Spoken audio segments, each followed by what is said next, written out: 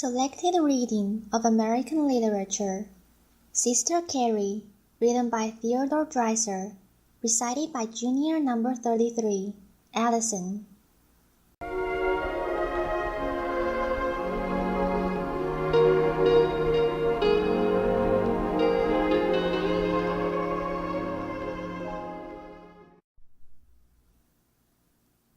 Chapter 1. The Magnet Attracting. A wave amid forces. When Carrie Mimber boarded the afternoon train for Chicago, her total outfit consisted of a small trunk, a cheap imitation alligator skin satchel, a small lunch in a paper box, and a yellow leather snap purse, containing her ticket, a scrap of paper with her sister's address in Van Buren Street, and $4 in money. It was in August 1889. She was 18 years of age, bright, timid, and full of the illusions of ignorance and youth. Whatever touch of regret at parting characterized her thoughts, it was certainly not for advantages now being given up. A gush of tears at her mother's farewell kiss, a touch in her throat when the cars clacked by the flour mill where her father worked by the day, a pathetic sigh as the familiar green environs of the village passed in review, and the threads which bound her so lightly to girlhood and home were irretrievably broken. To be sure, there was always the next station, where one might descend and return. There was the great city, bound more closely by these very trains which came up daily. Columbia City was not so very far away, even when she was in Chicago. What, pray, is a few hours, a few hundred miles?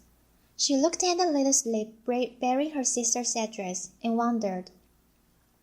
She gazed at the green landscape, now passing in swift review, until her swifter thoughts replaced its impression with vague conjectures of what Chicago might be.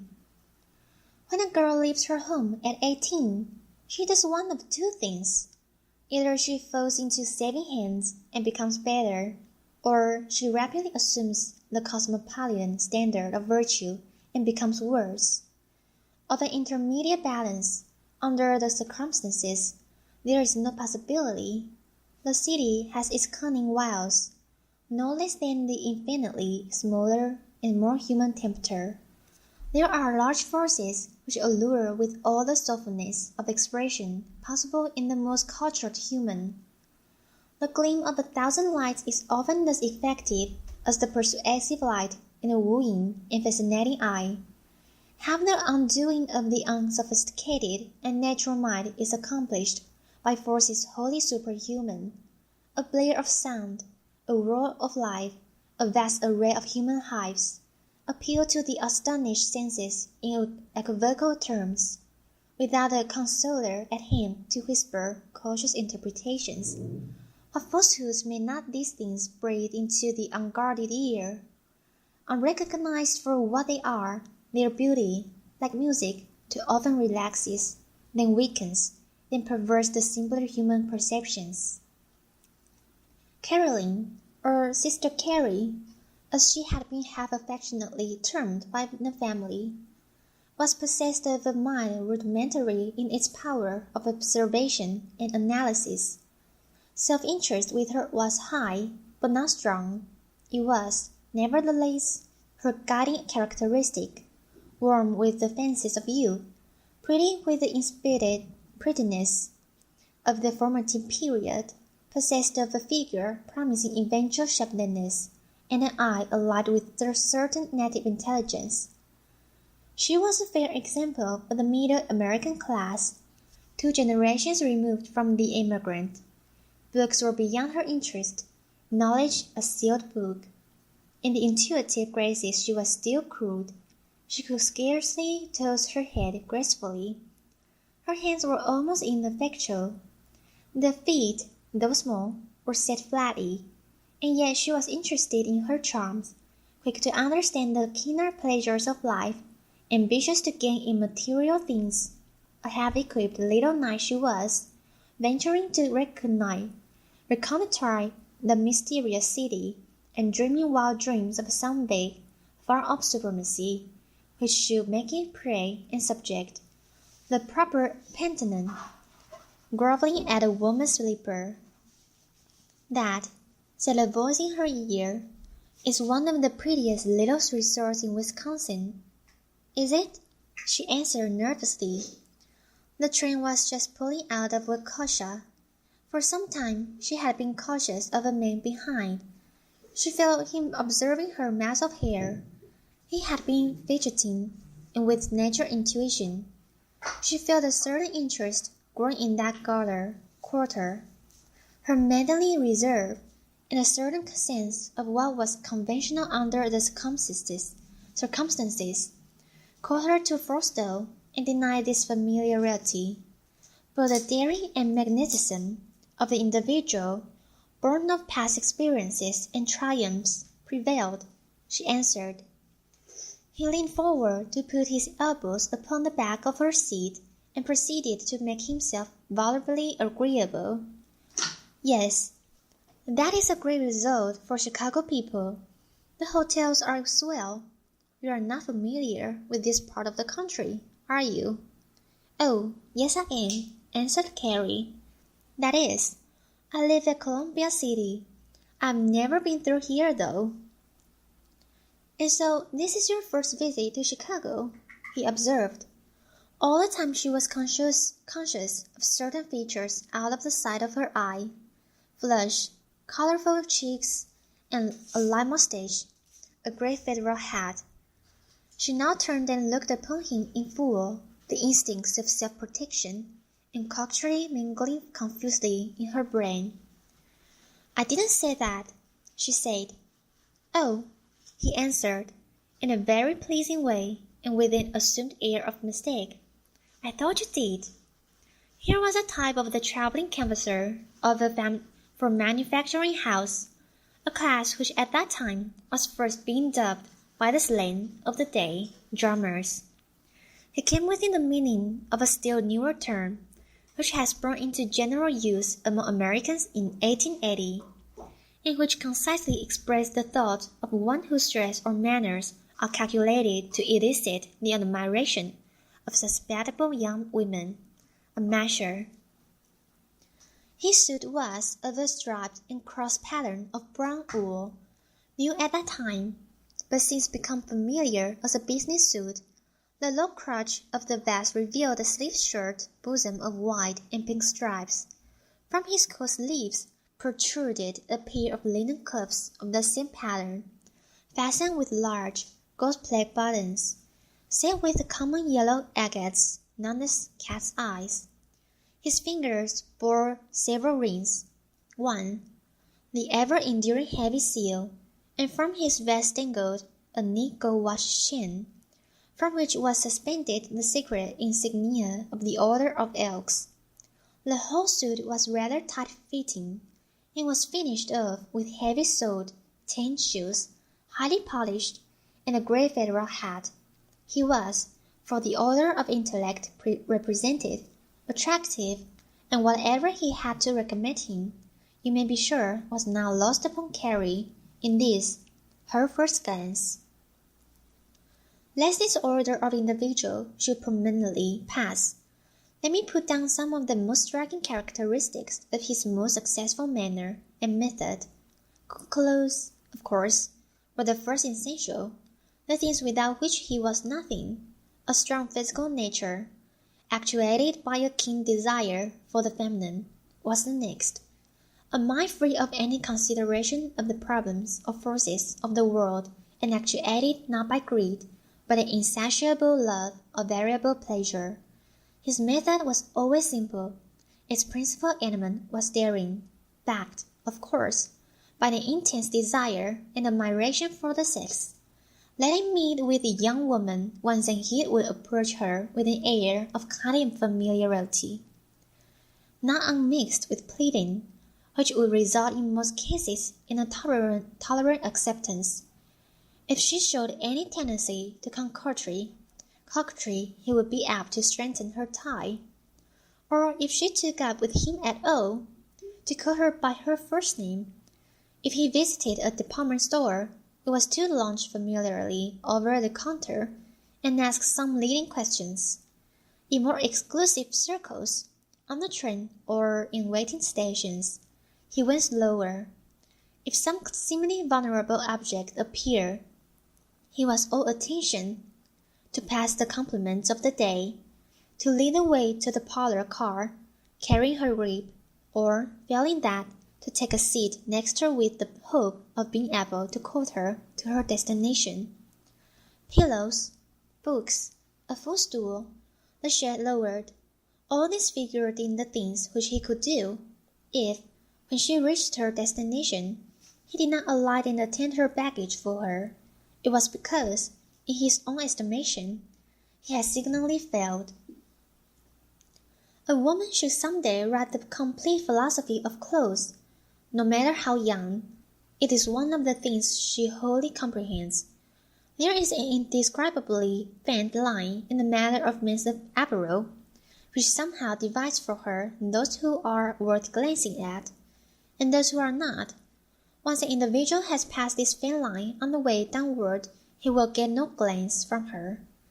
There is another line at which the dress of a man will cause her to study her own. This line the individual at her elbow now marked for Carrie. Now she became conscious of an inequality. Her own plain blue dress, with its black cotton tape trimmings, now seemed to her shabby. She felt the worn state of her shoes. "Let's see," he went on. "I know quite a number of people in your town, Morgan the clothier and Gibson the dry goods man." "Oh, do you?" she interrupted, aroused by memories of longings their show windows had caused her. At last he had a clue to her interest, and followed it deftly. In a few minutes he had come about into her seat. He talked of sales of clothing, his travels, Chicago, and the amusements of that city. "If you are going there, you will enjoy it immensely. Have you relatives?" "I'm going to visit my sister," she explained. "You want to see Lincoln Park," he said, "and Michigan Boulevard. They're putting up great buildings there. It's a second New York. Great. So much to see. Theaters, crowds, fine houses. Oh, you'll like that." There was a little ache in her fancy of all her described. Her insignificance in the presence of so much magnificence faintly affected her. She realized that hers was not to be a round of pleasure, and yet there was something promising in all the material prospect he set forth. There was something satisfactory in the attention of this individual with his good clothes. She could not help smiling as he told her of some popular actress of whom she reminded him. She was not silly, and yet attention of this sort had its weight. "You will be in Chicago some little time, won't you?" he observed at one turn of the now easy conversation. "I don't know," said Carrie vaguely, a flash vision of the possibility of her not securing employment rising in her mind. "Several weeks, anyhow," he said, looking steadily into her eyes. There was much more passing now than the mere words indicated. He recognized the indescribable thing that made up for fascination and beauty in her. She realized that she was of interest to him from the one standpoint which a woman both delights in and fears. Her manner was simple, though for the very reason that she had not yet learned the many little affections with which women conceal their true feelings. Some things she did appeared bold, a clever companion. Had she ever had one, would have warned her never to look a man in the eye so steadily. "Why do you ask?" she said. "Well, I'm going to be there several weeks. I'm going to study stock at our place and get new samples. I might show you around." "I don't know whether you can or not. I don't know whether I can. I shall be living with my sister and, well, if she minds, we'll fix that." He took out his pencil and the little pocket notebook as if it were all settled. "What is your address there?" She fumbled her purse, which contained the address slip. He reached down in his hip pocket and took out a fat purse. It was filled with slips of paper, some minic books, a row of greenbacks. It impressed her deeply. Such a purse had never been carried by anyone attentive to her. Indeed, an experienced traveler, a brisk man of the world, had never come within such close range before. The purse, the shiny tan shoes, the smart new suit, and the air with which he did things, built up for her a dim world of fortune, of which he was the centre, and it disposed her pleasantly toward all he might do. He took out a neat business card, on which was engraved Bartlett, Carrier and Company, and down in the left-hand corner, Chas H. Jewett. "That's me," he said, putting the card in her hand and touching his name. "It's pronounced Drew-A. Our family was French, on my father's side." She looked at it while he put up his purse. Then he got out a letter from a bunch in his coat pocket. "This is the house I travel for," he went on, pointing to a picture on it, corner of Staten Lake. There was pride in his voice. He felt that it was something to be connected with such a place, and he made her feel that way. "What is your address?" he began again, fixing his pencil to write. She looked at his hand. "Carrie Meeber," she said slowly. 354 West Van Buren Street, cared S. C. Hansen. He wrote it carefully down and got out the purse again. "You'll be at home if I come around Monday night," he said. "I think so," she answered. How true it is that words are but the vague shadows of the volumes we mean, little audible links. They are, chaining together great inaudible feelings and purposes. He wrote this too, bending little phrases, drawing purses, looking at cards, and both unconscious of how inarticulate all the real feelings were. Neither was wise enough to be sure of the working of the mind of the other. He could not tell how his luring succeeded. She could not realize that she was drifting until he secured her address. Now she felt that she had yielded something. That he had gained a victory. Already they felt that they were somehow associated. Already he took control in directing the conversation. His words were easy. Her manner was relaxed. They were nearing Chicago. Signs were everywhere numerous. Trains flashed by them. Across wide stretches of flat, open prairie they could see lines of telegraph posts stalking across the fields toward the great city. Far away were indications of suburban towns, some big smokestacks towering high in the air. Frequently there were two-story frame houses standing out in the open fields, without fence or trees, long outposts of the approaching army of homes. To the child, the genius with imagination, or the wholly untraveled, the approach to a great city for the first time is a wonderful thing, particularly if it be evening, that mystic period between the glare and gloom of the world when life is changing from one sphere or condition to another. Ah, the promise of the night! What does it not hold for the weary? What old illusion of hope is not here forever repeated? Says the soul of the toiler to itself. I shall soon be free. I shall be in the West and the hosts of the merry. The streets, the lamps, the lighted chambers set for dining, are for me. The theatre, the halls, the parties, the ways of rest and the paths of song, these are mine in the night. Though all humanity be still enclosed in the shops, the thrill runs abroad, it is in the air. The doers feel something which they may not always express or describe. It is the lifting of the burden of toil.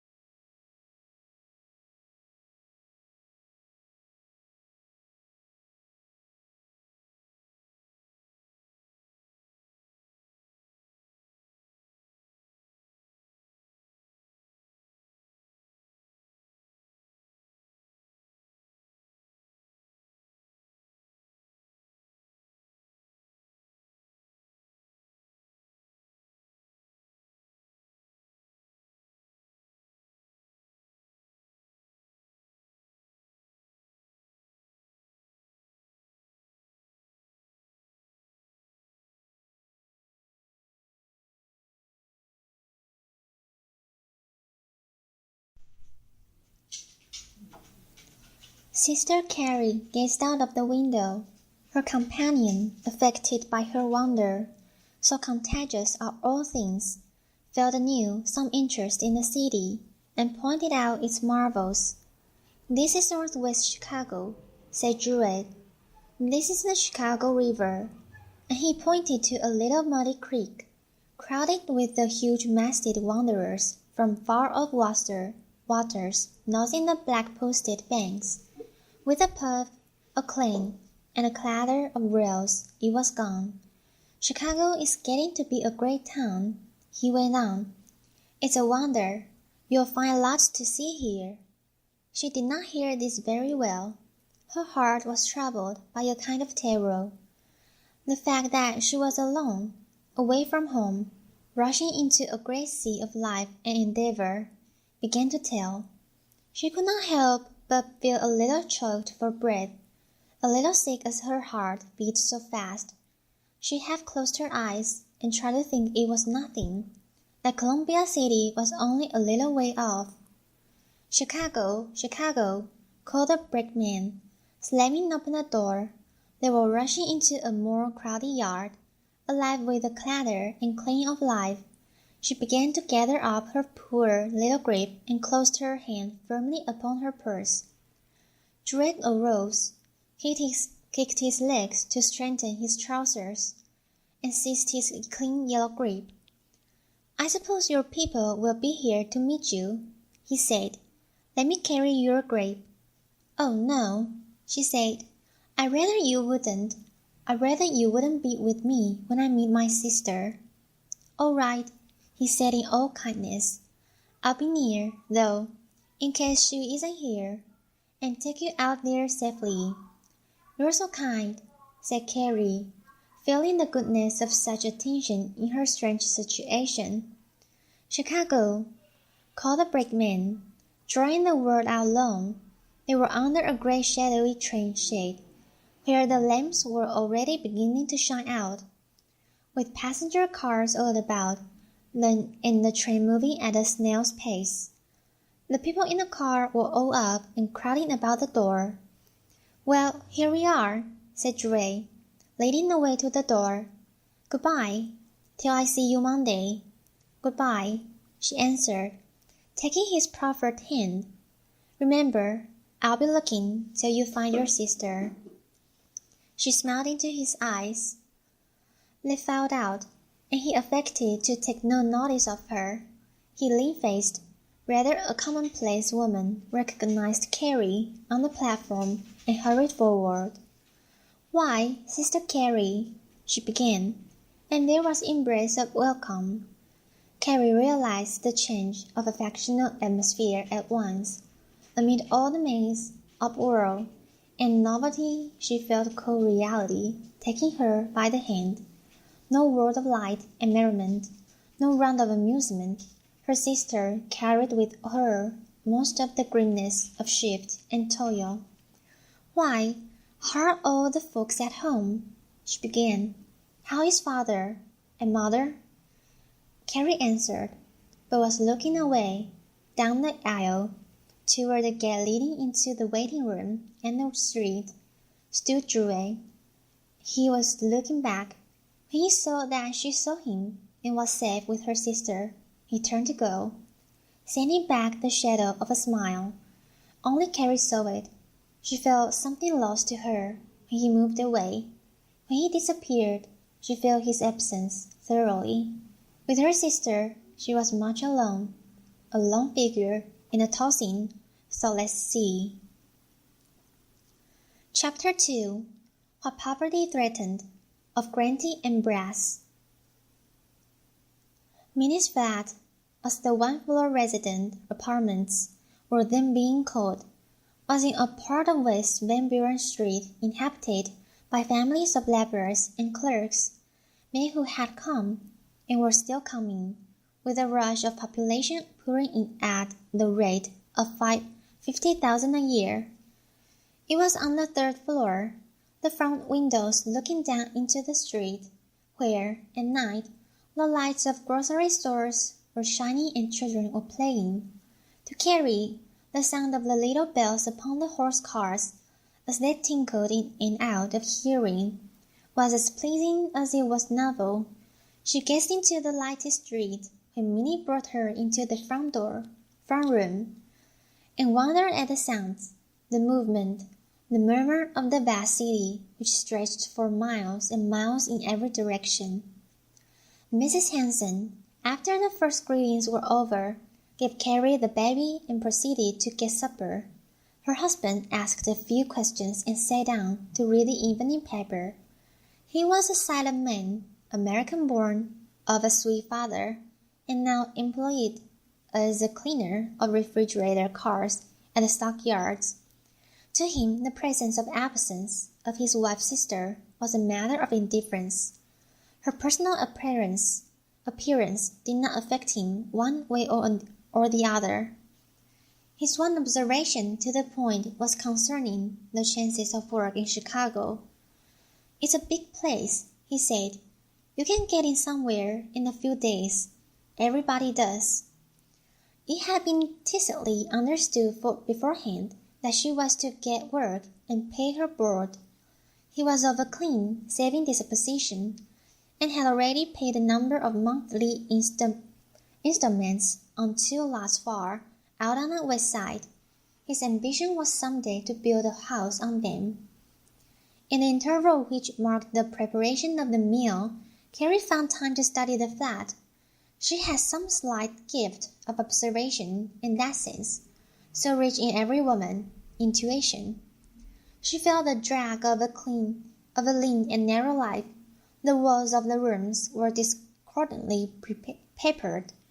The floors were covered with matting and the hall laid with a thin rag carpet.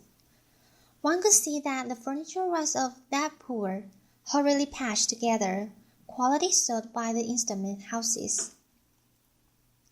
She sat with Minnie in the kitchen, holding the baby until it began to cry. Then she walked and sang to it until Hanson, disturbed in his reading, came and took it. A pleasant side to his nature came out here. He was patient. One could see that he was very much wrapped up in his offspring. Now, he said, walking. There, and there was a certain Swedish accent noticeable in his voice. "You'll want to see the city first, won't you?" said Minnie, when they were eating. "Well, we'll go out Sunday and see Lincoln Park." Carrie noticed that Hanson had said nothing to this. He seemed to be thinking of something else. "Well," she said, "I think I'll look around tomorrow. I've got Friday and Saturday, and it won't be any trouble. Which way is the business part?" Minnie began to explain, but her husband took this part of the conversation to himself. "It's that way," he said, pointing east. "That's east."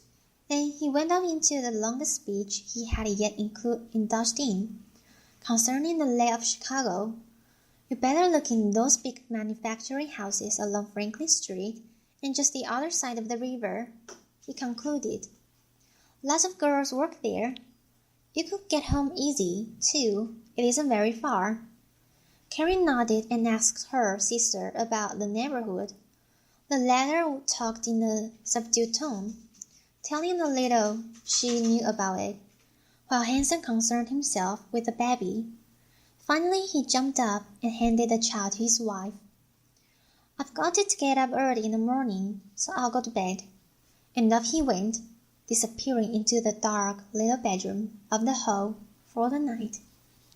"He works way down at the stockyards," explained Minnie, "so he's got to get up at 5:30. "What time do you get up to get breakfast?" asked Carrie. "At about 20 minutes of 5. Together they finished the labor of the day, Carrie washing the dishes while Minnie undressed the baby and put it to bed. Minnie's manner was one of trained industry, and Carrie could see that it was a steady round of toil with her. She began to see that her relations with Dreiser would have to be abandoned. He could not come here. She read it from the manner of Hanson, in the subdued air of Minnie, and, indeed, the whole atmosphere of the flat. a set opposition to anything save a conservative round of toil. If Hanson sat every evening in the front room and read his paper, if he went to bed at 9, and many a little later, what would they expect of her? She saw that she would first need to get work and establish herself on a paying basis before she could think of having company of any sort. Her little flirtation with Dreiser seemed now an extraordinary thing. No, she said to herself, he can't come here. She asked Minnie for ink and paper, which were upon the mantel in the dining room, and when the latter had gone to bed at 10, got out Dreiser's card and wrote him, I cannot have you call on me here. You will have to wait until you hear from me again. My sister's place is so small. She troubled herself over what else to put in the letter. She wanted to make some reference to their relations upon the train, but was too timid. She concluded by thanking him for his kindness in a cruel way, then puzzled over the formality of signing her name, and finally decided upon the severe winding up with a very truly, which she subsequently changed to sincerely. She scaled and addressed the letter, and going in the front room, the alcove of which contained her bed, drew the once more rocking chair up to the open window, and sat looking out upon the night and streets in silent wonder. Finally, wearied by her own reflections, she began to grow dull in her chair, and feeling the need of sleep, arranged her clothing for the night and went to bed. When she awoke at 8 the next morning, Hansel had gone. Her sister was busy in the dining room, which was also the sitting room, sewing. She worked, after dressing, to arrange a little breakfast for herself, and then advised with Minnie as to which way to look. The latter had changed considerably since Carrie had seen her. She was now a thin, dull-rugged woman of 27, with ideas of life colored by her husband's, and fast hardening into narrower conceptions of pleasure and duty than had ever been hers in a thoroughly circumscribed youth. She had invited Carrie, not because she longed for her presence, but because the latter was dissatisfied at home, and could probably get work and pay her board here. She was pleased to see her in a way, but reflected her husband's point of view in the matter of work. Anything was good enough so long as it paid, say, $5 a week to begin with. A shop girl was the destined prefigure for the newcomer. She would get in one of the great shops and do well enough until something happened. Neither of them knew exactly what. They did not figure on promotion. They did not exactly count on marriage. Things would go on, though, in a dim kind of way until the better thing would eventuate, and Carrie would be rewarded for coming and toiling in the city.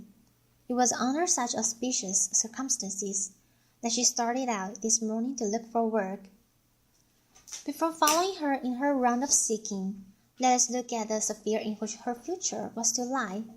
In 1889, Chicago had the peculiar qualifications of growth which made such adventuresome pilgrimages, even on the part of young girls, plausible.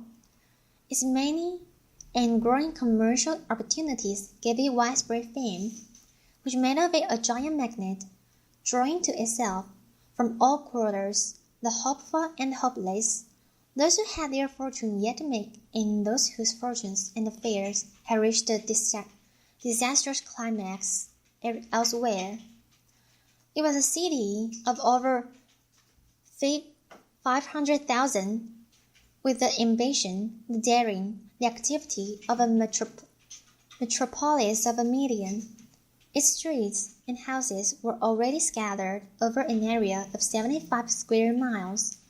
Its population was not so much thriving upon established commerce as upon the industries which prepare for the arrival of others. The sound of the hammer engaged upon the erection of new structures was everywhere heard. Great industries were moving in. The huge railroad corporations, which had long before recognized the prospects of the place, had seized upon vast tracts of land for transfer and shipping purposes. Streetcar lines had been extended far out into the open country in anticipation of rapid growth.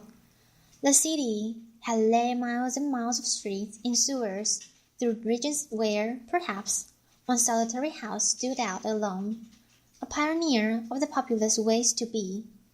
There were regions open to the sweeping winds and rain, which were yet lighted throughout the night with long, blinking lines of gas lamps. Fluttering in the wind, narrow board walks extended out, passing here a house and there a store, at far intervals, eventually ending on the open prairie. In the central portion was the vast wholesale and shopping district, to which the uniformed seeker for work usually drifted. It was a characteristic of Chicago then, and one not generally shared by other cities, that individual firms of any pretension occupied individual buildings. The presence of ample ground made this possible. It gave an imposing appearance to most of the wholesale houses, whose offices were upon the ground floor, in plain view of the street. The large plates of window glass, now so common, were then rapidly coming into use, and gave to the ground floor offices a distinguished and prosperous look. The casual wanderer could see as he passed a polished array of office fixtures, much worsted glass, clerks hard at work, and genteel businessmen in nobby suits and clean linen lounge, about or sitting in groups. Polished brass or nickel signs at the square stone entrances announced the firm and the nature of the business in rather neat and reserved terms. The entire metropolitan center possessed a high and mighty air calculated to overawe and abash the common applicant, and to make the gulf between poverty and success seem both wide and deep. Into this important commercial region the timid Carrie went. She walked east along Van Buren Street through a region of listening importance, until it deteriorated into a mass of shanties and coal yards, and finally verged upon the river. She walked bravely forward, led by an honest desire to find employment, and delayed at every step by the interest of the unfolding scene, and a scene of helplessness amid so much evidence of power and force which she did not understand. These vast buildings, what were they? These strange energies and huge interests, for what purposes were they there? She could have understood the meaning of a little stone curier's yard in Columbian City, carving little pieces of marble for individual use. But when the yards of some huge stone corporation came into view, filled with bird tracks and flat cars, transpierced by docks from the river, and traversed overhead by immense chortling cranes of wood and steel, it lost all significance in her little world.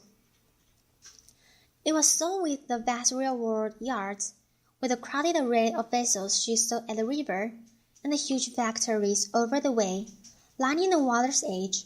Through the open windows she could see the figures of men and women in working aprons, moving busily about. The great streets were wall-lined mysteries to her. The vast offices, strange masses which concerned far-off individuals of importance. She could only think of people connected with them as counting money, dressing magnificently, and riding in carriages. What they dealt in, how they labored, to what end they all came, she had only the vaguest conception. It was all wonderful, all vast, all far removed, and she sank in spirit inwardly and fluttered feebly at the heart as she thought of entering any one of these mighty concerns and asking for something to do, something that she could do, anything.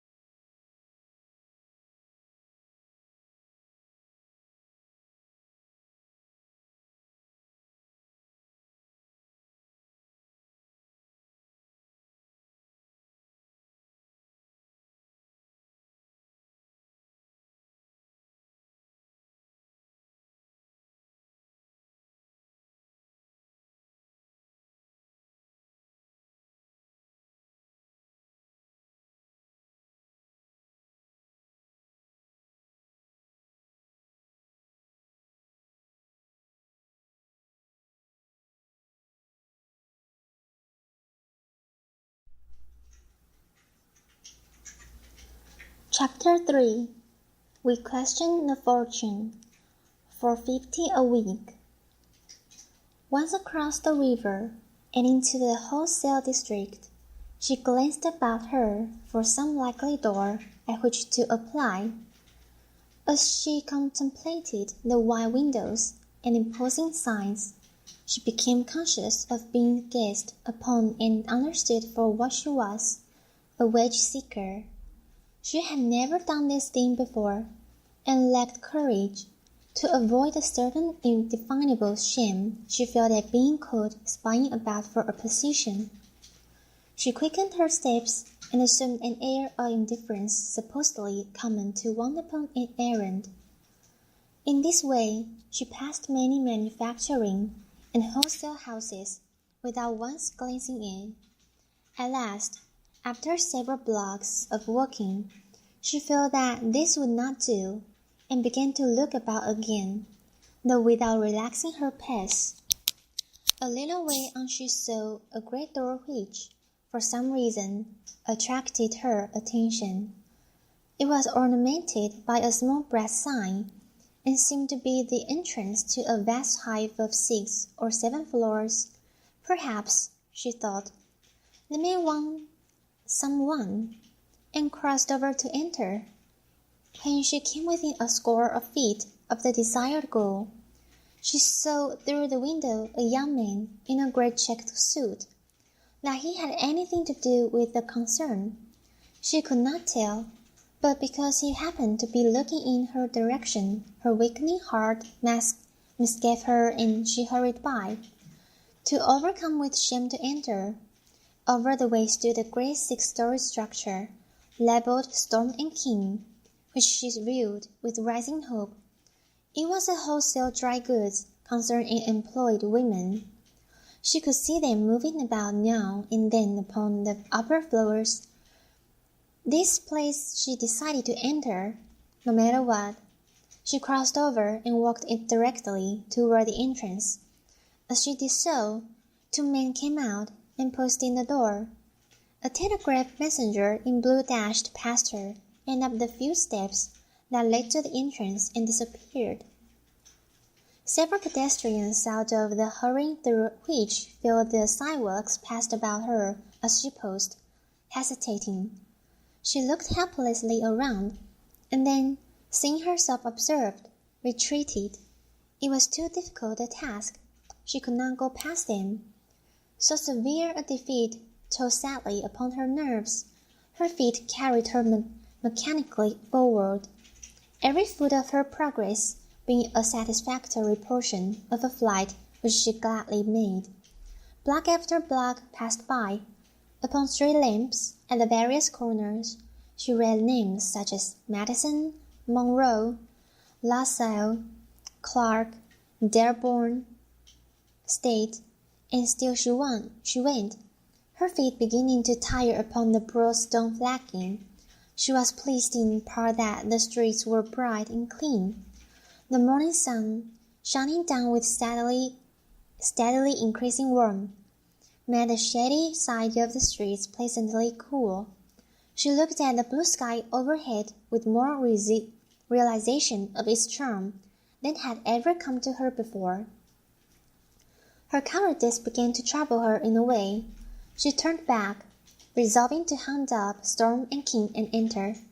On the way, she encountered a great wholesale shoe company, through the broad paled windows of which she saw an enclosed executive department.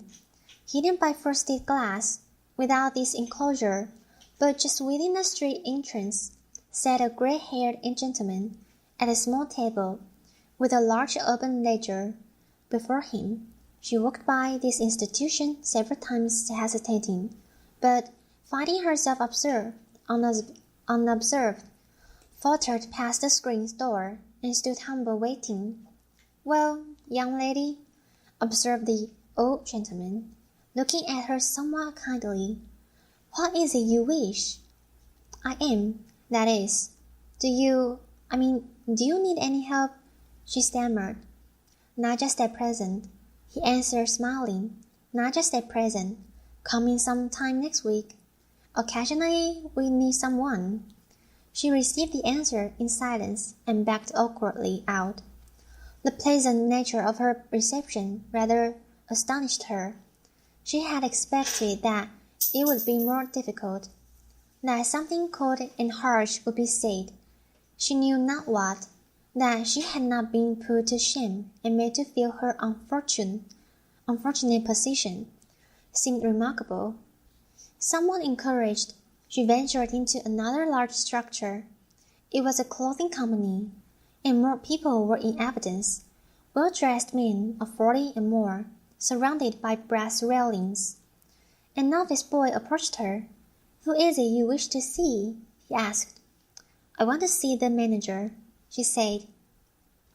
He ran away and spoke to one of a group of 3 men who were conferring together.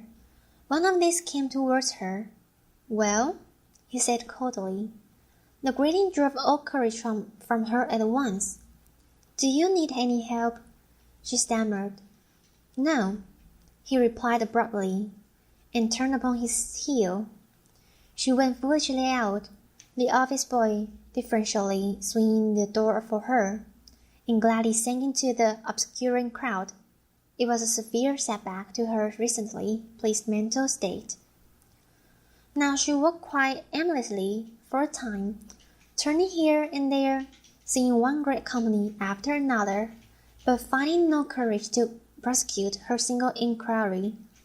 High noon came, and with a hunger, she hunted out an unassuming restaurant and entered, but was disturbed to find that the prices were exorbitant for the size of her purse.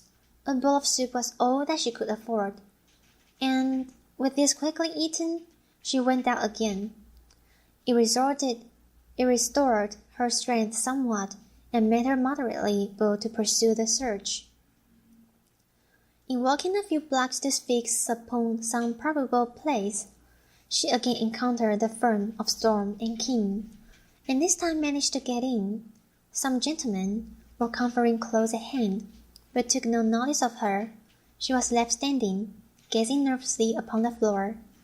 When the limit of her distress had been nearly reached, she was beckoned to by a man at one of the many desks within a nearby railing. "Who is it you wish to see?" he required. "Why, anyone, if you please," she answered. "I am looking for something to do." "Oh, you want to see Mr. McManus," he returned. "Sit down," and he pointed to a chair against the neighboring wall.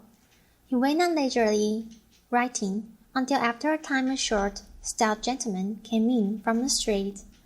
"Mr. McManus," called the man at the desk, "this young woman wants to see you."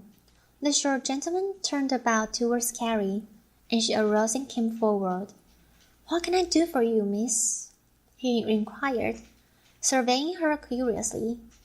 "I want to know if I can get a position," she inquired. "As what?" he asked.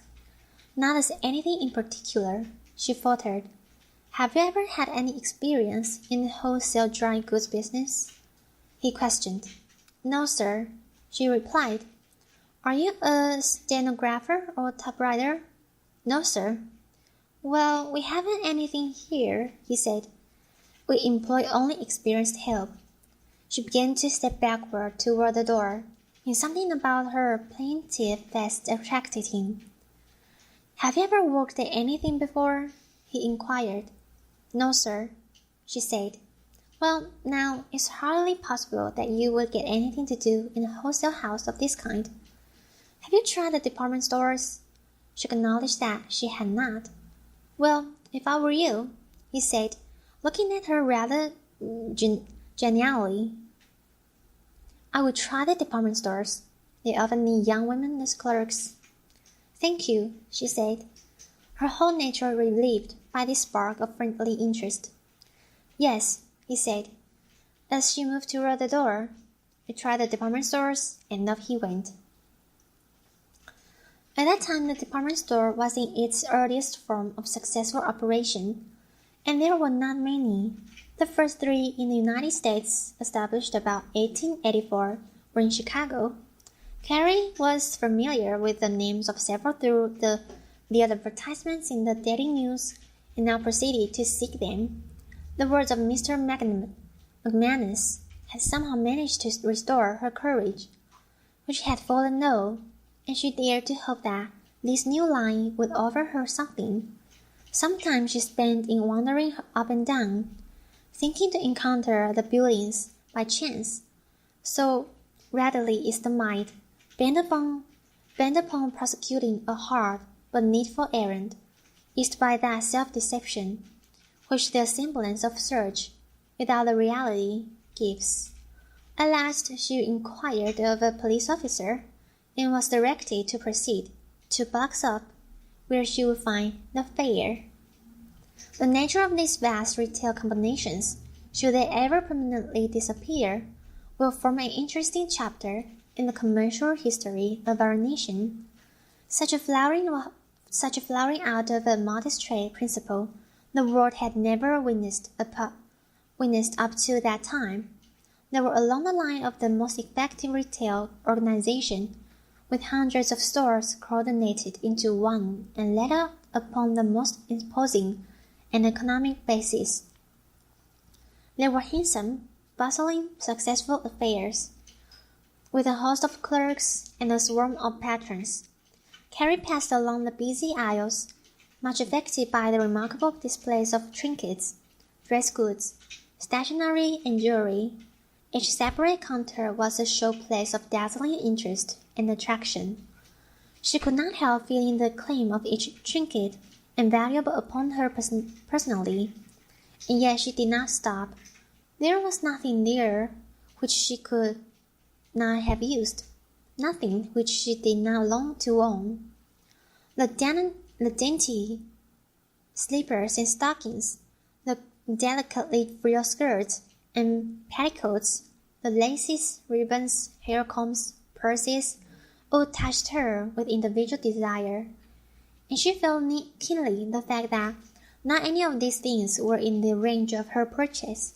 She was a work-seeker, an outcast without employment, one whom the average employee could tell at a glance was poor and in need of a situation. It must not be thought that anyone could have mistaken her for a nervous, sensitive, high-strung nature, cast unduly upon a cold, calculating, and unpoetic world. Such certainly she was not, but women are peculiarly sensitive to their adornment. Not only did Carrie feel the drag of desire for all which was new and pleasing in the apparel for women, but she noticed too, with a touch at the heart, the fine ladies who elbowed and ignored her, brushing past in utter disregard of her presence, themselves eagerly enlisted in the materials which the store contained. Carrie was not familiar with the appearance of her more fortunate sisters of the city. Neither had she before known the nature and appearance of the shop girls with whom she now compared poorly. They were pretty in the main, some even handsome, with an air of independence and indifference which added, in the case of the more favored, a certain piquancy. Their clothes were neat, in many instances fine, and wherever she encountered the eye of one it was only to recognize in it a keen analysis of her own position, her individual shortcomings of dress, and that shadow of manner which she thought must hang about her and make clear to all who in what she was. A flame of envy lighted in her heart. She realized in a dim way how much the city held, wealth, fashion, ease, every adornment for women, and she longed for dress and beauty with a whole heart. On the second floor were the managerial offices, to which, after some inquiry, she was now directed. There she found other girls ahead of her, applicants like herself, but with more of that self-satisfied and independent air which experience of the city lends. Girls who scrutinized her in a painful manner. After a wait of perhaps 3/4 of an hour, she was called in turn. "Now," said a sharp, quick-mannered Jew, who was sitting at a roll-top desk near the window. "Have you ever worked in any other store?" "No, sir," said Carrie. "Oh, you haven't," he said, eyeing her keenly. "No, sir," she replied. "Well, we prefer young women just now with some experience. I guess we can use you." Carrie stood waiting a moment, hardly certain whether the interview had terminated. "Don't wait," he exclaimed. "Remember, we are very busy here." Carrie began to move quickly to the door. "Hold on," he said, calling her back. "Give me your name and address. We want girls occasionally." When she had gotten safely into the street, she could scarcely restrain the tears. It was not so much the particular rebuff which she had just experienced, but the whole abashing trend of the day. She was tired and nervous. She abandoned the thought of appealing to the other department stores, and now wandered on, feeling a certain safety and relief in mingling with the crowd. In her indifferent wandering, she turned into Jackson Street, not far from the river, and was keeping her way along the south side of that imposing thoroughfare, when a piece of wrapping paper, written on with marking ink and tacked up on the door, attracted her attention. It read, "Girls Wanted, Wrappers and Stitchers." She hesitated a moment, then entered. The firm of Spielheim and Corporation, makers of boys' caps, occupied one floor of the building, 50 feet in width and some 80 feet in depth. It was a place rather dingily lighted, the darkest portions having incandescent lights filled with machines and workbenches. At the latter labored quite a company of girls and some men. The former were drabby-looking creatures, standing faced with oil and dust, clad in thin, shapeless cotton dresses, and shod with more and less worn shoes. Many of them had their sleeves rolled up, revealing bare arms, and in some cases, owing to the heat, their dresses were open at the neck. They were a fair type of nearly the lowest order of shop girls, careless, slouchy, and more or less pale from confinement.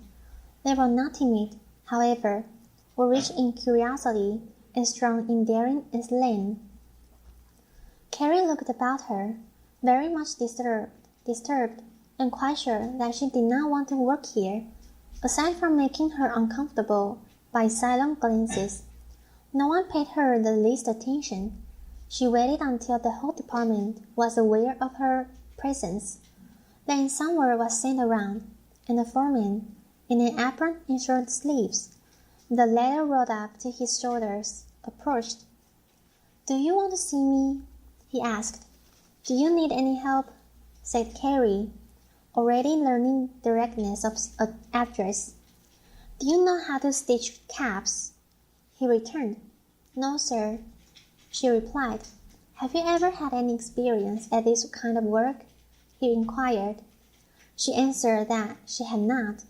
"Well," said the foreman, scratching his ear meditatively, "we don't need a stitcher. We like experienced help, though. We've hardly got time to break people in." He paused and looked away out of the window. "We might, though, put you at finishing," he concluded reflectively. "How much do you pay a week?" ventured Carrie, emboldened by a certain softness in the man's manner and his simplicity of address. "3.5, he answered. "Oh," she was about to exclaim, but checked herself and allowed her thoughts to die without expression. "We're not exactly in need of anybody," he went on vaguely, looking her over as one would a package. "You can come on Monday morning, though," he added, "and I'll put you to work." "Thank you," said Carrie weakly. "If you come, bring an apron," he added. He walked away and left her standing by the elevator, never so much as inquiring her name, while the appearance of the shop and the announcement of the price paid per week operated very much as a blow to Carrie's fancy. The fact that work of any kind was offered after so rude a round of experience was gratifying. She could not begin to believe that she would take the place, modest as her aspirations were. She had been used to better than that. Her mere experience and the free out-of-door life of the country caused her nature to revolt at such confinement. Dirt had never been her share. Her sister's flat was clean. This place was grimy and low. The girls were careless and hardened. They must be bad-minded and hearted, she imagined. Still, the place had been offered her. Surely Chicago was not so bad if she could find one place in one day. She might find another and better later. Her subsequent experiences were not of a reassuring nature, however. From all the more pleasing and imposing places she was turned away abruptly with the most chilling formality. In others, where she applied only experience were required, she met with painful rebuffs, the most trying of which had been in the manufacturing clerk house, where she had gone to the fourth floor to inquire. No, said the foreman, a rough, heavily built individual, who looked after a miserably lighted workshop. We don't want anyone. Don't come here. With the wind of the afternoon went her hopes, her courage, and her strength. She had been astonishingly persistent, so earnest in effort was well deserving of a better reward. On every hand, to her fatigued senses, the great business portion grew larger, harder, more stolid in its indifference. It seemed as if it was all close to her, that the struggle was too fierce for her to hope to do anything at all. Men and women hurried by in long, shifting lines. She felt the flow of the tide of effort and interest, felt her own hopelessness without quite realizing the wisp on the tide that she was. She cast about vainly for some possible place to apply, but found no door which she had the courage to enter. It would be the same thing all over, the old humiliation of her plea, rewarded by curt denial.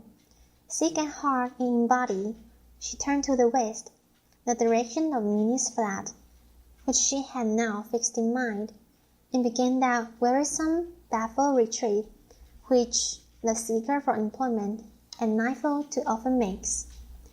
In passing through Fifth Avenue, south towards Van Buren Street, where she intended to take a car, she passed the door of a large wholesale shoe house. Through the plate glass windows, of which she could see a middle-aged gentleman sitting at a small desk, one of those forlorn impulses which often grow out of a fixed sense of defeat, the last sprouting of a baffled and uprooted growth of ideas. Seized upon her, she walked deliberately through the door and up to the gentleman, who looked at her weary face with partially awakened interest. "What is it?" he said. "Can you give me something to do?" said Carrie. "No, I really don't know," he said kindly. "What kind of work is it you want? You're not a typewriter, are you?" "Oh, no," answered Carrie. "Well, we only employ bookkeepers and typewriters here.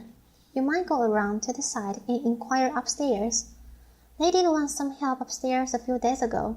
Ask for Mr. Brown." She hastened around to the side entrance and was taken up by the elevator to the fourth floor. "Call Mr. Brown Willie," said the elevator man to a boy nearby. Willie went up and presently returned with the information that Mr. Brown said she should sit down and that he would be around in a little while. It was a portion of the stock room which gave no idea of the general character of the place, and Carrie could form no opinion of the nature of the work. "So you want something to do," said Mr. Brown, after he inquired concerning the nature of her errand. "Have you ever been employed in a shoe factory before?" "No, sir," said Carrie. "What is your name?" he inquired, and being informed, "Well, I don't know as I have anything for you. Would you work for 4.5 a week? Carrie was too warm by defeat not to feel that it was considerable. She had not expected that he would offer her less than 6. She acquiesced, however, and he took her name and address. Well, he said, finally, you report here at 8 o'clock Monday morning. I think I can find something for you to do. He left her revived by the possibilities, sure that she had found something at last. Instantly the blood crept warmly over her body. Her nervous tension relaxed. She walked out into the busy street and discovered the new atmosphere. Behold, the throng was moving with a lightsome step. She noticed that many women were smiling. Scraps of conversation and notes of laughter floated to her. The air was light. People were already pouring out of the buildings.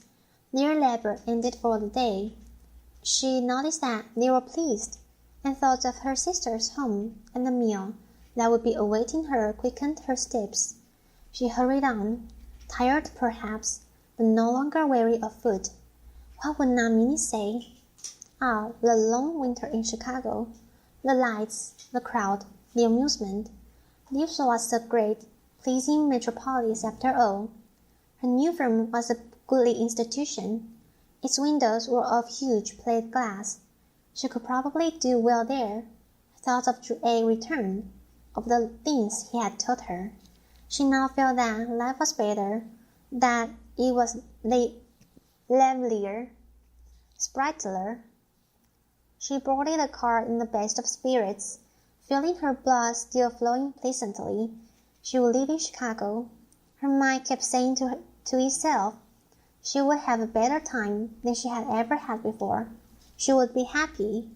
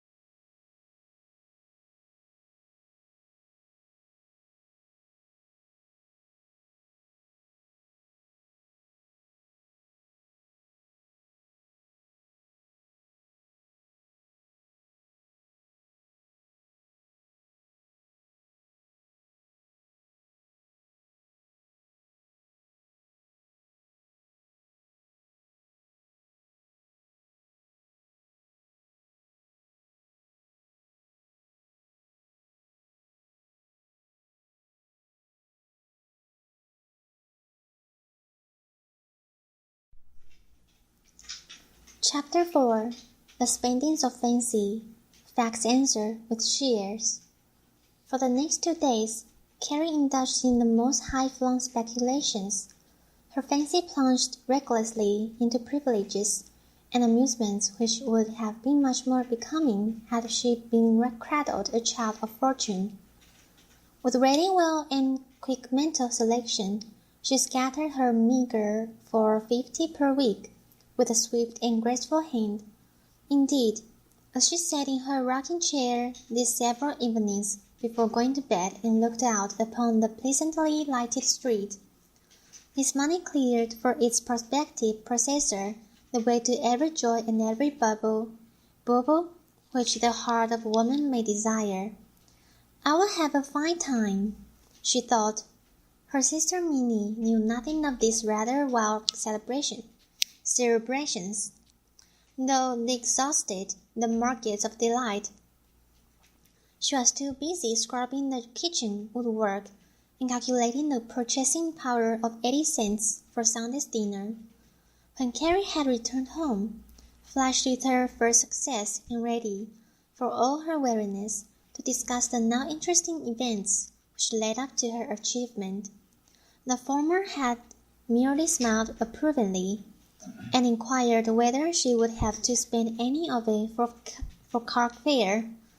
This consideration had not entered him before, and it did not now for long affect the glow of Carrie's enthusiasm. Disposed as she then was to calculate upon that vague basis which allows the subtraction of one sum from another without any perceptible diminution, she was happy. When Hansen came home at 7 o'clock, he was inclined to be a little crusty. His usual demeanor before supper, this never showed so much in anything he said as in a certain solemnity of countenance, in the silent manner in which he slopped about. He had a pair of yellow carpet slippers which he enjoyed wearing, and this he would immediately substitute for his solid pair of shoes. This, and washing his face with the aid of common washing soap until it glowed a shining red, constituted his only preparation for his evening meal. He would then get his evening paper and read in silence. For a young man, this was rather a morbid turn of character, and so affected Carrie.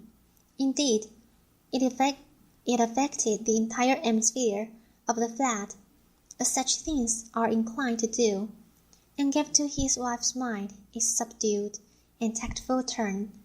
Anxious to avoid taciturn replies, under the influence of Carrie's announcement, he brightened up somewhat. "You didn't lose any time, did you?" he remarked, smiling a little. "No," returned Carrie with a touch of pride. He asked her one or two more questions, and then turned to play with the baby, leaving the subject until it was brought up again by Minnie at the table. Carrie, however, was not to be reduced to the common level of observation which prevailed in the flat.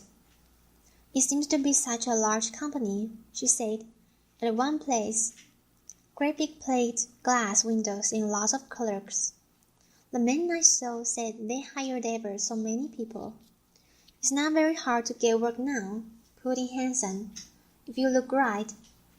Minnie, under the warming influence of Carrie's good spirits and her husband's somewhat conversational mood, began to tell Carrie of some of the well-known things to see, things the enjoyment of which cost nothing. "You like to see Michigan Avenue. There are such fine houses. It's such a fine street." "Where's H.R. Jacobs?" interrupted Carrie, mentioning one of the theatres devoted to melodrama which went by that name at the time. "Oh, it's not very far from here," answered Minnie. "It's in Halsted Street, right up here. How I like to go there. I crossed Halsted Street today, didn't I?" At this there was a slight hold in the natural reply. Thoughts are a strangely permitting factor. At her suggestion of going to the theatre, the unspoken shade of disapproval to the doing of those things which involve the expenditure of money, shades feeling which arose in the mind of Hansen, and then in Minnie, slightly affected the atmosphere of the table. Minnie answered, yes, but Carrie could feel that going to the theatre was poorly advocated here. The subject was put up for a little while until Hansen, through with his meal, took his paper, and went into the front room. When they were alone, the two sisters began a somewhat freer conversation, Carrie interrupting it to hum a little, as they worked at the dishes. "I should like to walk up and see how's the street, if it isn't too far," said Carrie, after a time. "Why don't we go to the theatre tonight?" "Oh, I don't think Stephen would want to go tonight," returned Minnie.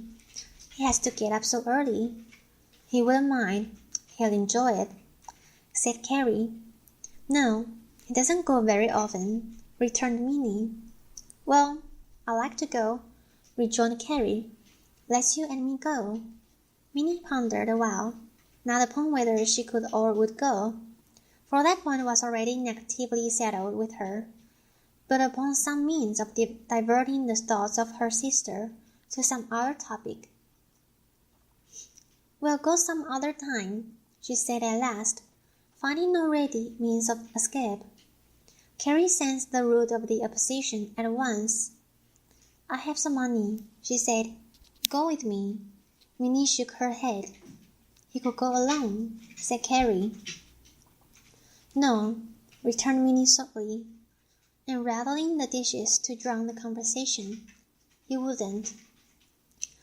It had been several years since Minnie had seen Carrie, and in that time the latter's character had developed a few shades, naturally timid in all things that related to her own advancement, and especially so when without power or resource. Her craving for pleasure was so strong that it was the one state of her nature. She would speak for that when silent on all else. Ask him, she played it softly. Minnie was thinking of the resource which Carrie's board would add. It would pay the rent and would make the subject of expenditure a little less difficult to talk about with her husband. But if Carrie was going to think of running around in the beginning, there would be a hitch somewhere. Unless Carrie submitted to a solemn round of industry and saw the need of hard work without longing for play, how was her coming to the city to profit them? These thoughts were not those of a cold, hard nature at all.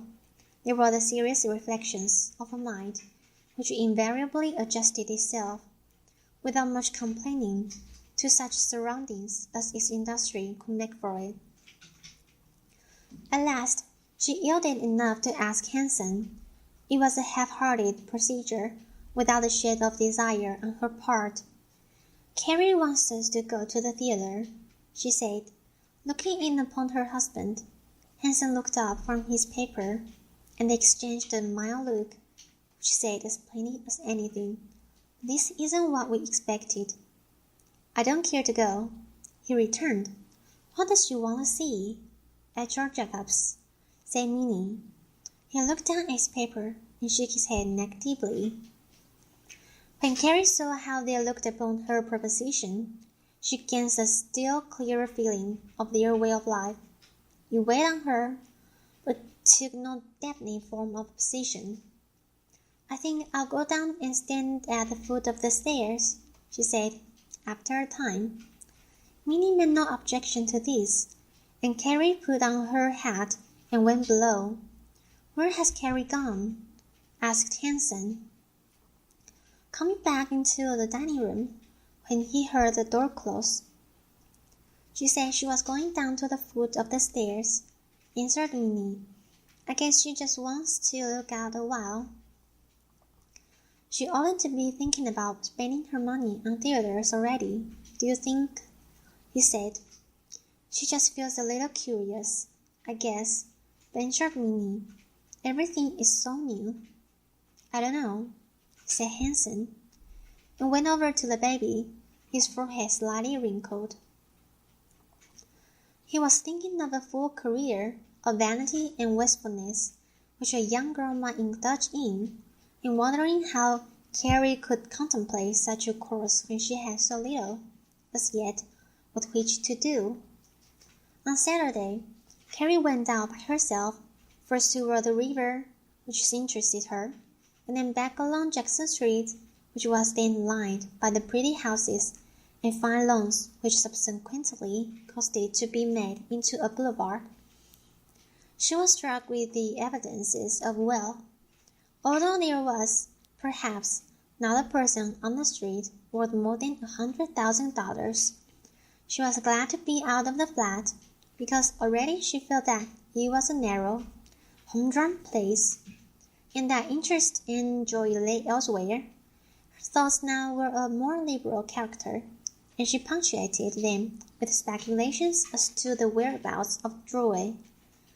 She was not sure but that he might call anyhow Monday night, and while she felt a little disturbed at the possibility, there was, nevertheless, just the shade of the wish that he would. On Monday, she arose early and prepared to go to work. She dressed herself in a worn shirt-waist of dotted blue percale, a skirt of light brown serge rather faded, and a small straw hat which she had worn all summer at Columbia City. Her shoes were old, and her necktie was in that crumpled, flattened state which time and much wearing impart. She made a very average-looking sharp girl with the exception of her features. These were slightly more even than common, and gave her a sweet, reserved, and pleasing appearance. It is no easy thing to get up early in the morning when one is used to sleeping until 7 and 8. As Carrie had been at home, she gained some inkling of the character of Hans's life when, half asleep, she looked out into the dining room at 6 o'clock and saw him silently finishing his breakfast. By the time she was dressed, he was gone, and she, Minnie, and the baby ate together, the latter being just old enough to sit in the high chair and disturb the dishes with a spoon.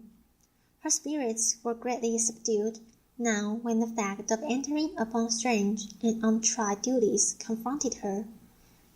Only the ashes of all her fine fancies were remaining, ashes still concealing, nevertheless, a few red embers of hope.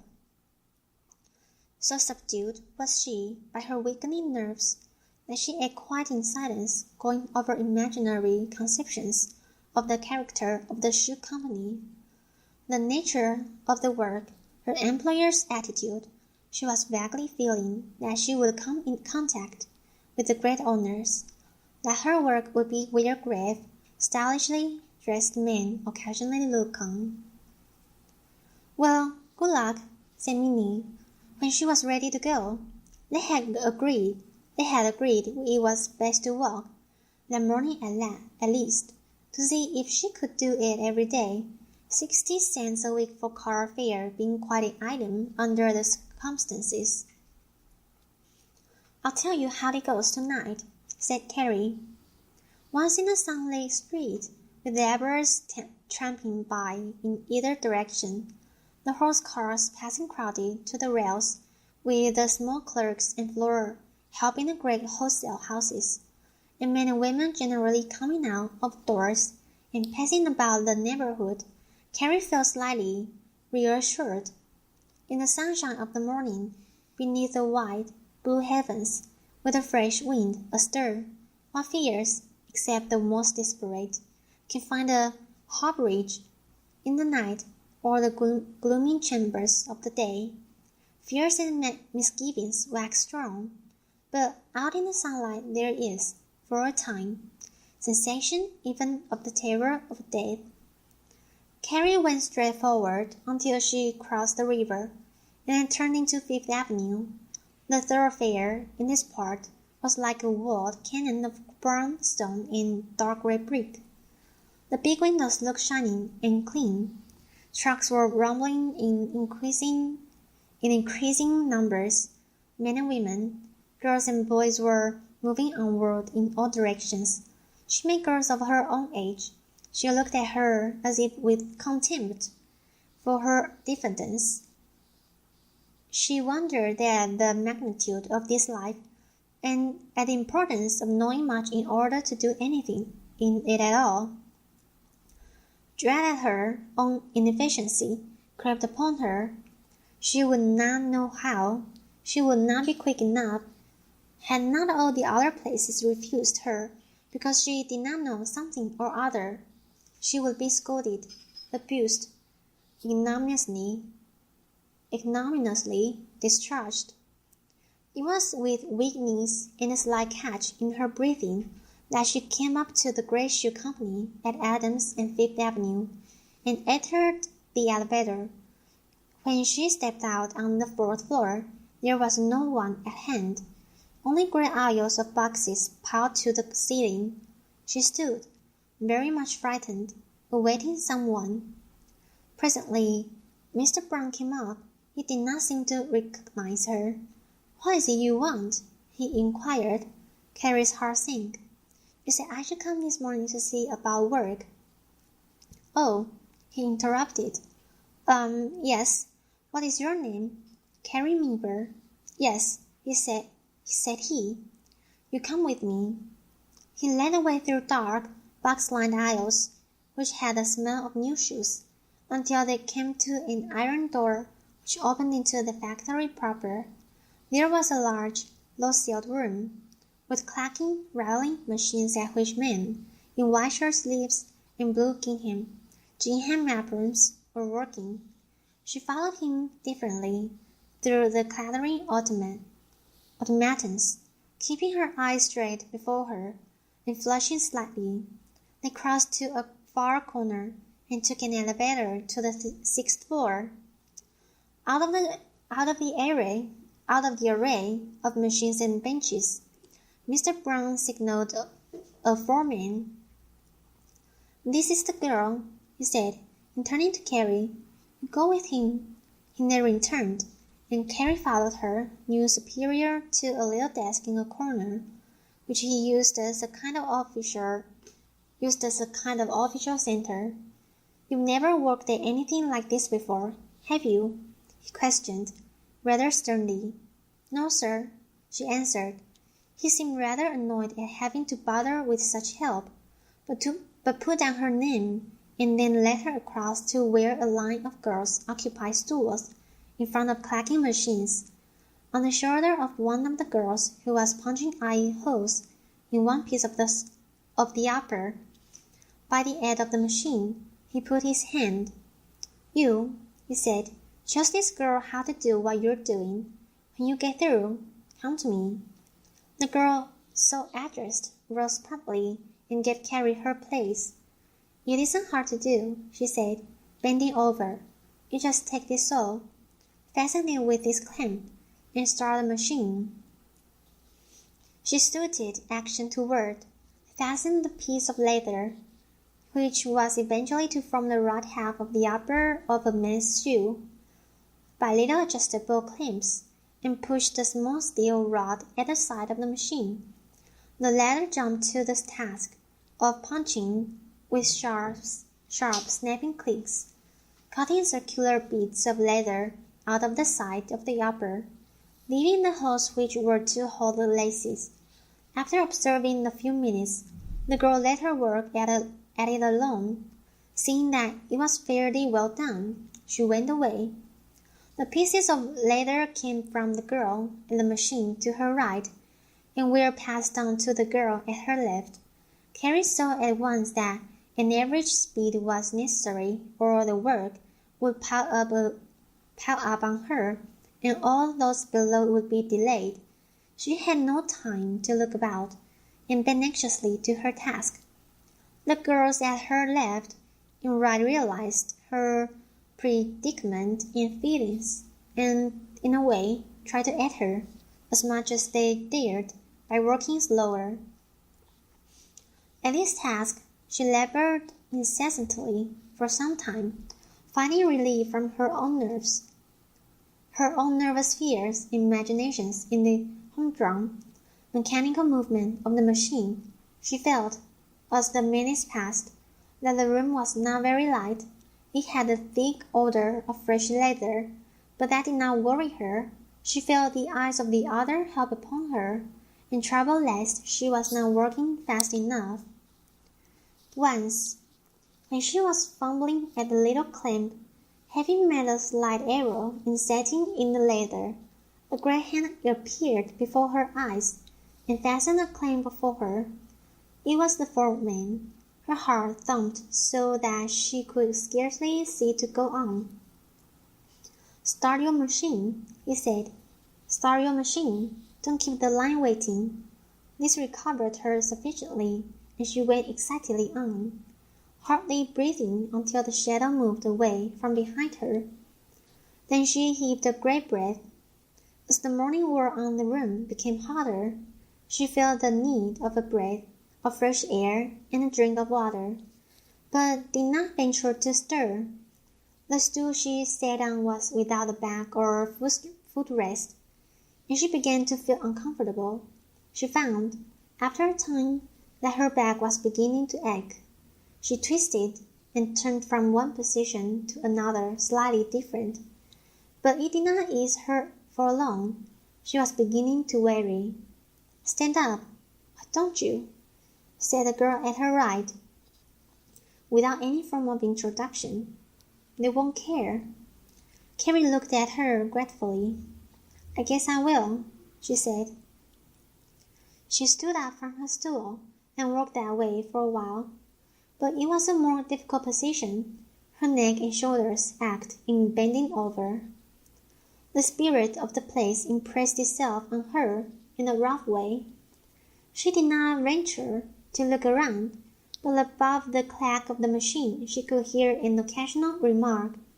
She could also note a thing or two out of the side of her eye. "Did you see Harry last night?" said the girl at her left, addressing her neighbor. "No." "You ought to have seen the tie he had on." "Gee, but he was a mark," said the other girl, bending over her work. The first, silence instantly assumed a solemn face. The foreman passed slowly along, eyeing each worker distinctly. The moment he was gone, the conversation was resumed again. "Say," began the girl at her left, "what do you think he said?" "I don't know. He said he saw us with Eddie Harris and Martin's last night." "No." They both giggled. A youth with tan-colored hair that needed clipping very badly came sharply along between the machines, bearing a basket of leather findings under his left arm and pressed against his stomach. When near Carrie, he stretched out his right hand and gripped one girl under the arm. "Oh, let me go," she exclaimed angrily. "Duffer." He only grinned broadly in return. "Robber," he called back as she looked after him. There was nothing of the gallant in him. Carrie, at last, could scarcely sit still. Her legs began to tire, and she wanted to get up and stretch. Would Nook never come? It seemed as if she had worked an entire day. She was not hungry at all, but weak, and her eyes were tired, straining at the one point where the eye punch came down. The girl at his right noticed her, squirming, and felt sorry for her. She was concentrating herself too thoroughly. Why should they really require less mental and physical strength? There was nothing to be done. However, the hoofs of the others came piling steadily down. Her hands began to ache at the wrists, and then in the fingers, and towards the last she seemed one mass of dull, complaining muscles, fixed in an internal position, and performing a single mechanical movement, which became more and more distasteful, until at last it was absolutely no sitting, when she was wondering whether the strain would ever cease. The dull-sounding bell clanged somewhere down an elevator shaft, and the end came. In an instant there was a buzz of action and conversation. All the girls instantly left their stools and hurried away in an adjoining room. Men passed through, coming from some department which opened on the right. The whirling wheels began to sing in a steadily modifying key, until at last they died away in a low buzz. There was an audible stillness, in which the common voice sounded strange. Carrie got up and sought her lunchbox. She was stiff, a little dizzy, and very thirsty. On the way to the more space portion of by wood, where all the wraps and lunches were kept, she encountered the foreman, who stared at her hard. "Well," he said, "did you get along all right?" "I think so," she replied, very respectfully. He replied, for want of something better, and walked on. Under better material conditions, this kind of work would not have been so bad, but the new socialism, which involves pleasant working conditions for employees, had not then taken hold upon manufacturing companies. The place smelled of the oil in the machines and the new leather, a combination which, added to the stale odors of the building, was not pleasant even in cold weather. The floor, though regularly swept every evening, presented a littered surface. Not the slightest provision had been made for the comfort of the employees, the idea being that something was gained by giving them as little and making the work as hard and unremunerative as possible. What we know of footrests, swivel-back chairs, dining rooms for the girls, clean aprons and curling irons supplied free, and a decent cloak-room. Where unthought of, the washrooms were disagreeable, crude, if not full places, and the whole atmosphere was sordid. Carrie looked about her, after she had drunk a tinful of water from a bucket in one corner, for a place to sit and eat. The other girls had ranged themselves about the windows or the workbenches of those of the men who had gone out. She saw no place which did not hold a couple or a group of girls, and being too timid to think of intruding herself, she saw down her machine and, seated upon her stool, opened her lunch on her lap. There she sat listening to the chatter and comment about her. It was, for the most part, city and graced by the current slang. Several of the men in the room exchanged compliments with the girls at long range. Said Kitty, called one to the girl who was doing a waltz step in a few feet of space near one of the windows. "Are you going to the ball with me?" "Look out, Kitty," called another. "You'll draw your back hair." "Go on, Robert," was her only comment. But Carrie listened to this and much more of similar familiar badinage among the men and girls. She instinctively withdrew into herself. She was not used to this type, and felt that there was something hard and low about it all. She feared that the young boys about would address such remarks to her. Boys who, beside Drouet, seemed uncouth and ridiculous. She made the average feminine distinction between clothes, putting worth, goodness, and distinction in a dress suit, and leaving all the unlovely qualities and those beneath notice in overalls and jumper. She was glad when the short half-hour was over and the wheels began to whir again. Though wearied, she would be inconspicuous. This illusion ended when another young man passed along the aisle and poked her indifferently in the ribs with his thumb. She turned about, indignation leaping to her eyes, but he had gone on and only once turned to Wing. She found it difficult to conquer an inclination to cry. The girl next her noticed her state of mind. "Don't you mind," she said. "He's too fresh." Carrie said nothing, but bent over her work.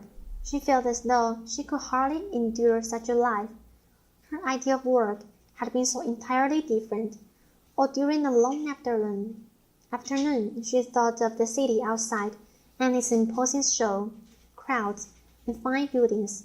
Columbia City and the better side of her home life came back. By 3 o'clock she was sure it must be 6, and by 4 it seemed as if they had forgotten to note the hour, and were letting all work overtime. The foreman became a true orc, prowling constantly about, keeping her tied down to her miserable task. What she heard of the conversation about her only made her feel sure that she did not want to make friends with any of these. When 6 o'clock came she hurried eagerly away, her arms aching and her limbs stiff from sitting in one position. As she passed out along the hall after getting her hat, a young machine hand, attracted by her looks, made bold to jest with her. "Say, Maggie," he called, if you wait, I'll walk with you." He was thrown so straight in her direction that she knew who was meant, and never turned to look. In the crowded elevator, another dusty, toil-stained youth tried to make an impression on her by leering in her face. One young man, waiting on the walk outside for the appearance of another, grinned at her as she passed. "And going my way, are you?" he called jocosely.